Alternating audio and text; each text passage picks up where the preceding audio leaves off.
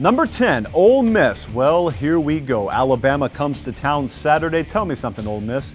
Can I really count on Bro Wallace? Can I really count on that offensive line? Can you really come through in a big spot? I've been alive 28 years and I've yet to see it happen.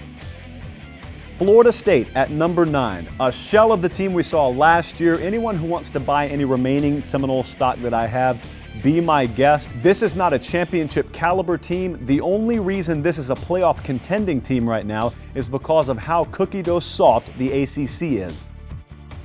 Notre Dame at number 8. Problem is their most impressive win over Michigan looks like something a high school team could have done now. They survived a walkthrough against Syracuse. Now starts the most important stretch of their schedule. Stanford comes into South Bend this week.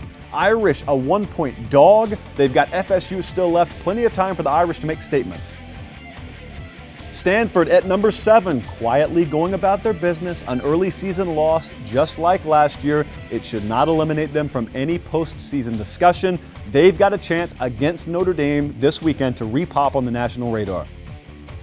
UCLA at number 6. You want to talk about a team hitting stride? It looks like the Bruins are doing just that, showing why I and a lot of other people liked them and had them so high in the preseason. Probably never should have bumped them down as far as I did.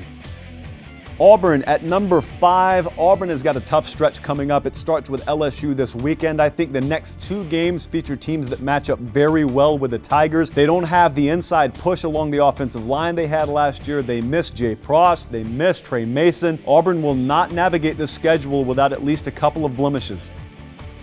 Mississippi State all the way up at number 4. The only reason people would bat an eye at this is because of the logo on the helmet. If you look at the performance on the field, and I think it will continue this weekend against A&M, then how can you not be impressed with what the Bulldogs are doing? They've got 33 players that have started a game prior to 2014. If they're ever going to make a run, this is the year.